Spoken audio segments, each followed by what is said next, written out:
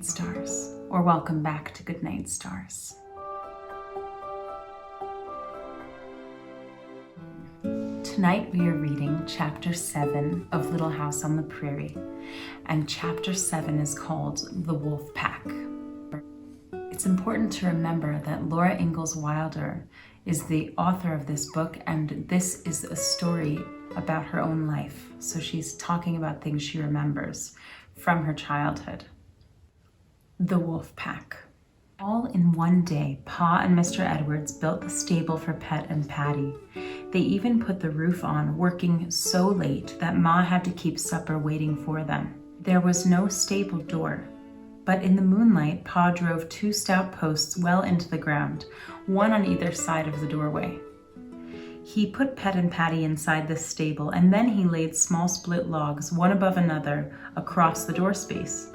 The posts held them, and they made a solid wall. "Now," Pa said, "let those wolves howl. I'll sleep tonight." In the morning, when he lifted the split logs from behind the posts, Laura was amazed. Beside Pet stood a long-legged, long-eared, wobbly little colt. When Laura ran toward it, gentle Pet laid back her ears and snapped at Laura. "Keep back, Laura," Pa said sharply. He said to Pet, "Now, Pet, you know we won't hurt your little colt." Pet answered him with a soft whinny. She would let Pa stroke her colt, but she would not let Laura or Mary come near it. When they even peeked at it through the cracks in the stable wall, Pet rolled the whites of her eyes at them and showed them her teeth. They had never seen a colt with ears so long. Pa said it was a little mule, but Laura said it looked like a jackrabbit. So they named the little colt Bunny. When Pet was on the picket line with Bunny frisking around her and wondering at the big world, Laura must watch baby Carrie carefully.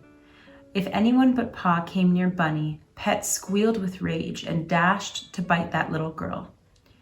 Early that Sunday afternoon, Pa rode Patty away across the prairie to see what he should see. There was plenty of meat in the house, so he did not take his gun.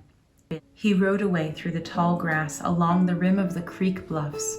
Birds flew up before him and circled and sank into the grasses. Pa was looking down into the creek bottoms as he rode. Perhaps he was watching the deer browsing there. Then Patty broke into a gallop, and swiftly she and Pa grew smaller. Soon there was only waving grass where they had been. Later that afternoon, Pa had not come home. Ma stirred the coals of the fire and laid chips on them and began to get supper. Mary was in the house minding the baby, and Laura asked Ma, "What's the matter with Jack?" Jack was walking up and down, looking worried. He wrinkled his nose at the wind, and the hair rose up on his neck and lay down, and then rose up again. Pet's hoof suddenly thudded. She ran around the circle of her picket rope and stood still. "What's the matter, Jack?" Ma asked. He looked up at her, but he couldn't say anything. Ma gazed around the whole circle of the earth and sky. She could not see anything unusual. "Likely it isn't anything, Laura," she said. She raked coals around the coffee pot and the spider and on top of the bake oven. The prairie hen sizzled in the spider, and the corn cakes began to smell good, but all the time Ma kept glancing at the prairie all around. Jack walked about restlessly, and Pet did not graze. She faced the northwest where Pa had gone and kept her colt beside her. All at once, Patty came running across the prairie. She was stretched out, running with all her might, and Pa was leaning almost flat on her neck. She ran right past the stable before Pa could stop her. He stopped her so hard that she almost sat down. She was trembling all over, and her black coat was streaked with sweat and foam. Pa swung off her. He was breathing hard too. "What's the matter, Charles?" Ma asked him. Pa was looking toward the creek, so Ma and Laura looked at it too, but they could see only the space above the bottomlands, with a few treetops in it and the distant tops of the earthen bluffs under the high prairie's grasses. "What is it?" Ma asked again. "Why did you ride Patty like that?" Pa breathed a long breath. "I was afraid the wolves would beat me here, but I see everything's all right." "Wolves?" she cried. What wolves? Everything's all right, Caroline, said Pa. Let a fellow get his breath. When he had got some breath, he said, I didn't ride Patty like that. It was all I could do to hold her at all. 50 wolves, Caroline. The biggest wolves I ever saw. I wouldn't go through such a thing again, not for a mint of money. A shadow came over the prairie just then because the sun had gone down, and Pa said, I'll tell you about it later. We'll eat supper in the house, said Ma. No need of that, he told her. Jack will give us warning in plenty of time. He brought Pet and her colt from the picket line. He didn't take them and Patty to drink from the creek as he usually did. He gave them the water in Ma's wash tub, which was standing full, ready for the washing next morning. He rubbed down Patty's sweaty legs and sides and put her in the barn with Pet and Bunny. Supper was ready. The campfire made a circle of light in the dark. Laura and Mary stayed close to the fire and kept baby Carrie with them. They could feel the dark all around them, and they kept looking behind them at the place where the dark mixed with the edge of the firelight. Shadows moved there as if they were alive. Jack sat on his haunches behind Laura. The edges of his ears were lifted, listening to the dark. Now and then he walked a little way into it. He walked all around the campfire and came back to sit beside Laura. The hair lay flat on his thick neck and he did not growl. His teeth showed a little, but that was because he was a bulldog. Laura and Mary ate their corn cakes and their prairie hen's drumsticks, and they listened to Pa while he told Mom more about the wolves. He had found some more neighbors. Settlers were coming in and settling along both sides of the creek. Less than 3 miles away, in a hollow of the prairie, a man and his wife were building a house. Their name was Scott, and Pa said they were nice folks. 6 miles beyond them, 2 bachelors were living in one house. They had taken 2 farms and built the house on the line between them. One man's bunk was against one wall of the house, and the other man's bunk was against the other wall. So each man slept on his own farm, although they were in the same house, and the house was only 8 feet wide. They cooked and ate together in the middle of the house. Pa had not said anything about the wolves yet. Laura wished he would, but she knew that she must not interrupt when Pa was talking. He said that these bachelors did not know that anyone else was in the country. They had seen nobody but Indians.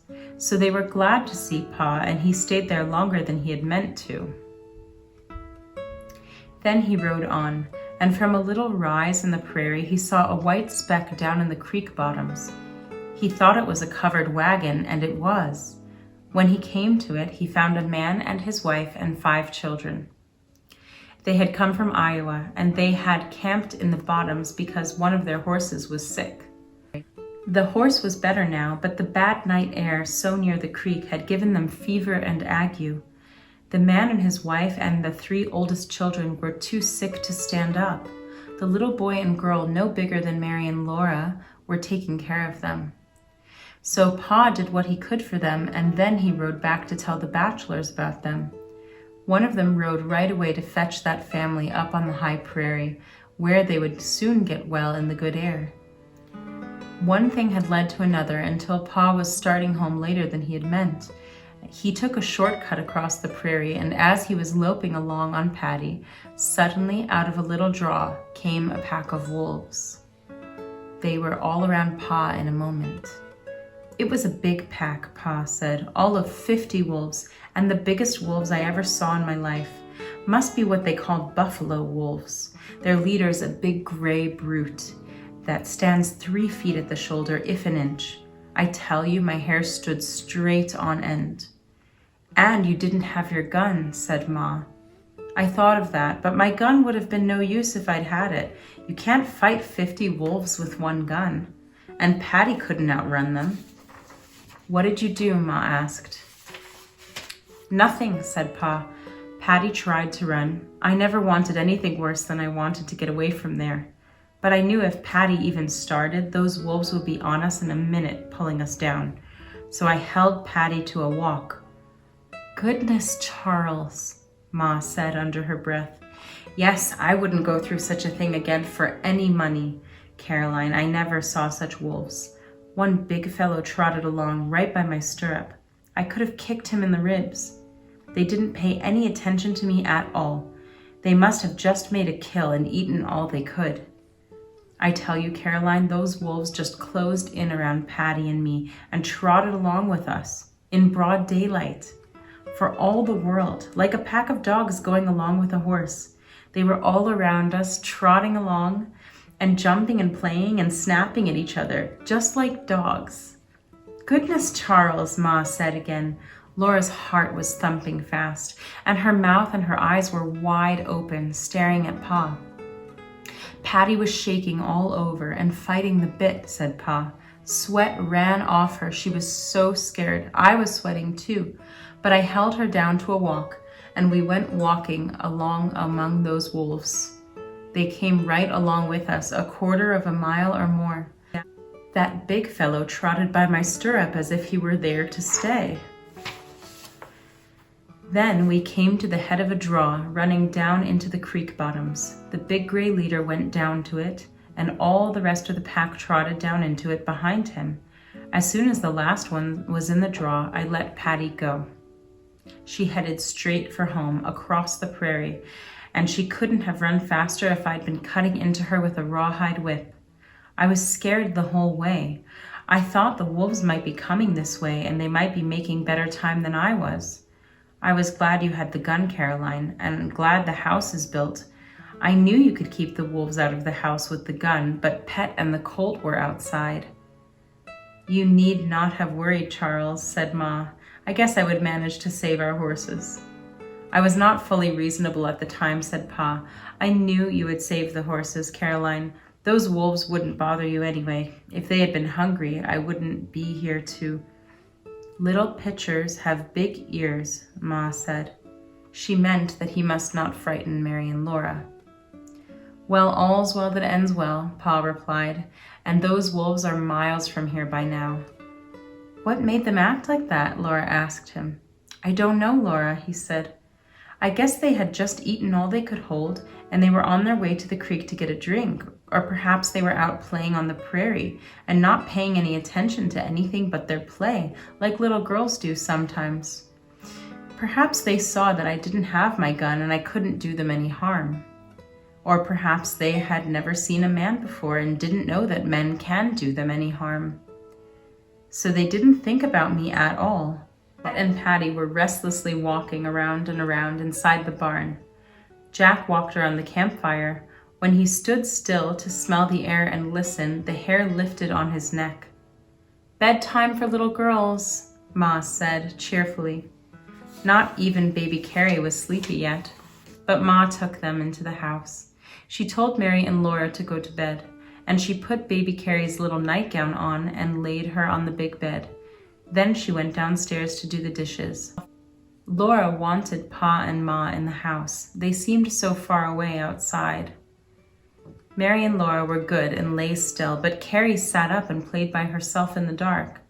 In the dark, Pa's arm came from behind the quilt in the doorway and quietly took away his gun. Out by the campfire, the tin plates rattled. Then a knife scraped the spider. Ma and Pa were talking together, and Laura smelled tobacco smoke. The house was safe, but it did not feel safe because Pa's gun was not over the door, and there was no door. There was only the quilt. After a long time, Ma lifted the quilt.